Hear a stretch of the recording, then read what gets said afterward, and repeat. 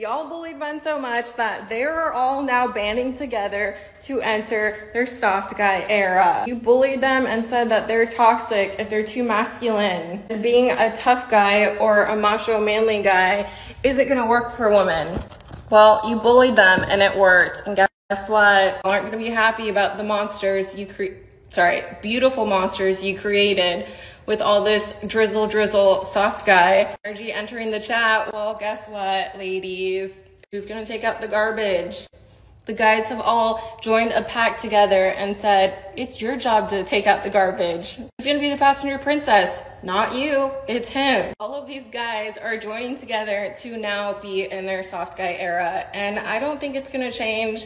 In fact, expect more sass. Just when you thought you had too much sass in your relationship, just being you, more sass has entered. Let me explain it to you in plain, factual words, women. If you even have an average appearance, if you had all the fundamental human qualities that any normal woman should possess, not being overweight, not having visible tattoos, being committed, having a kind heart, and being nice and not crazy, a good man would have found you long ago. The simple fact that you are by yourself says a lot about you.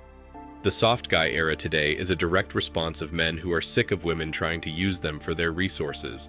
It's now the era of the men to pay it all back by making sure they're well taken care of by their women.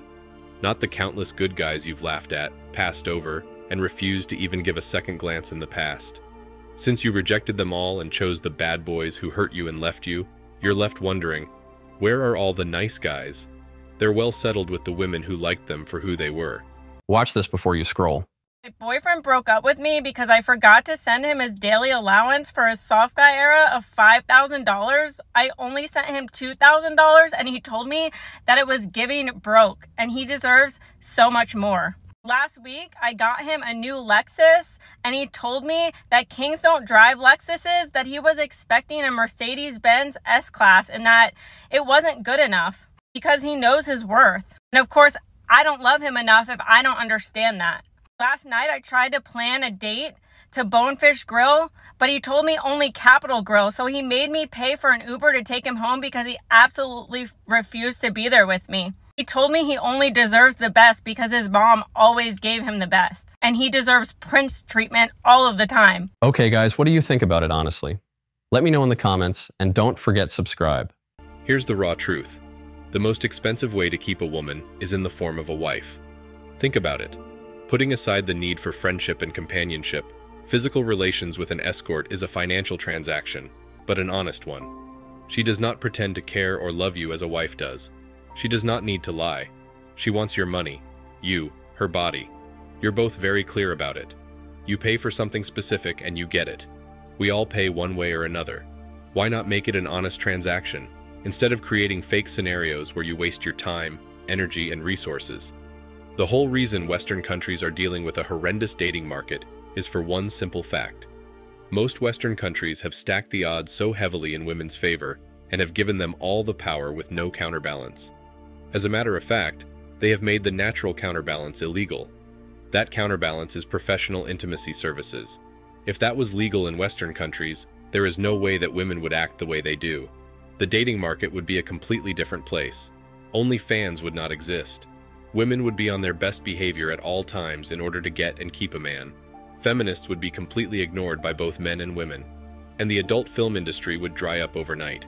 You don't see countries with legalized professional intimacy services complaining about dating. There should be mandatory paternity tests for all births, and alimony should be banned, and there should be a $500 limit per child each month in child support, regardless of income. If a man pays child support, he should get 50% custody. If he doesn't share custody, he shouldn't be required to pay child support, unless he's an abuser, and it can be proven in court. Who knows? Once women can no longer get a decent guy, maybe they'll eventually realize that no-fault divorce and unfair pro-woman divorce settlements are against their interests as well, as they absolutely are. The previous marriage-divorce paradigm worked. The new system just doesn't. Those are the things that have led to the situation where long-term relationships are just about dead. By getting married, women have nothing to lose and everything to gain. Nothing is at danger for women. Men who get married have nothing to gain and everything to lose.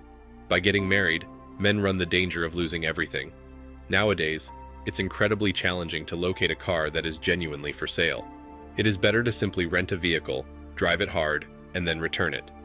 A comfortable seat, little mileage, and nice bodywork are desirable. Keep in mind that it's only a rental, and there are many more to try out before you fall in love with it. You can lease for a longer period of time, but never buy because, according to the terms and conditions, you never really own it. There's a very slim percentage of women who treat their man in a way that makes marriage a good decision for him. That slim percentage is what the vast majority of men hope for, but then don't receive. Those men who do obtain that slim percentage are convinced that they're not just lucky, but that they're doing the right thing and get treated right in response.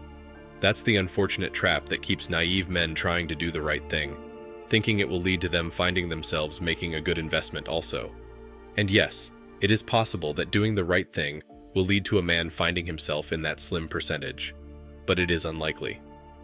When you crunch the numbers, it is so much cheaper to simply pay a pro from time to time as you feel the need. In marriage, you commit your life, your soul, your all, with no guarantee that she will not one day break the supposed-to-be lifetime contract, take half your life from you, and move on to another target. This is really sad, but our world has come to this place. If I was a really young man in today's society, I would not get married. I would enjoy my life, keeping the fruits of my labor and enjoying the opposite gender as my desire demands. It's horrible to say, but we have evolved to this. There is simply no free physical relations between man and woman. A man always pays, one way or another. The most expensive method of engaging in intimate physical activity is marriage. According to statistics, men who choose to remain single and pursue physical intimacy with career women, while also having far less financial responsibility and commitment, have much less closeness during their lifetime of marriage than men who opt to have intimate relationships outside of marriage. They do in fact receive what they paid for. It is entirely reasonable. People that judge men for hiring a professional are the same kind of dumb people judging someone for not wanting to have kids. Life can be simple and easy thanks to professionals. You have all the time, money, and bedtime you could ever ask for, and peace of mind, of course. The only thing that is important is to have good connections and good friends to make life meaningful.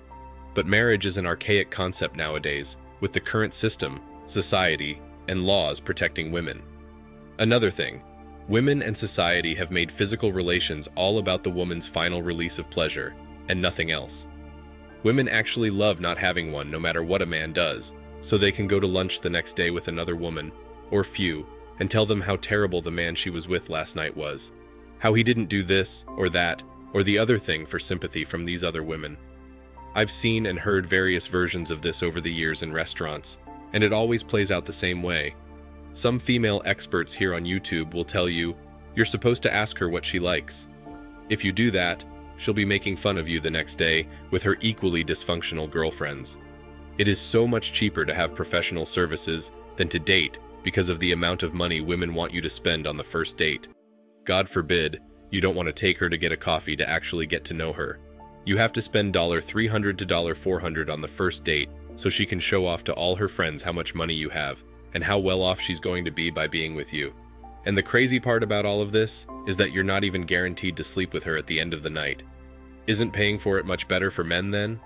And after about 6 or 7 dates, you might get invited in and maybe have a chance to get to the goods that you technically have paid for. It's crazy, this song and dance that you have to do. If you look at it mathematically, $400 over 6 times dinner is $2,400. Just sit back and think about the kind of professional services you could have had for that kind of money. And that $400 includes dinner, all the flowers, and all the other miscellaneous things that go along with dinner. If you think about it, paying for professional intimacy means ensuring a girl will be on her best behavior, will give a good time in bed, won't stay and empty your fridge or trash or rearrange stuff, won't sleep over and expect to hang out the next day, and won't post drama on Facebook about you. That's a much better deal for men than dealing with the constant drama that results as a consequence of marriage. Women truly have no right to whine about how awful dating is. They find dating to be simple. On the other side, it's more difficult for guys. We are required to cover all costs, make all the plans, and execute the first, second, and 10th moves. We put up with the drama, baggage, hypergamy, and irrationality of women. Without any assurance of payment, we perform all of these tasks and more. They only need to sit there with an attitude and appear cute. What do they provide in the interim? A terrible attitude, lack of devotion or sincerity, selfishness, blue hair, having one or more children with another guy, and an entitlement mentality are a few examples. Thanks for watching Man Reacts. Show us your love and support by liking this video, sharing it with your friends, and subscribing to the channel. And let us know your thoughts on this in the comments. We're always up for a healthy debate and discussion.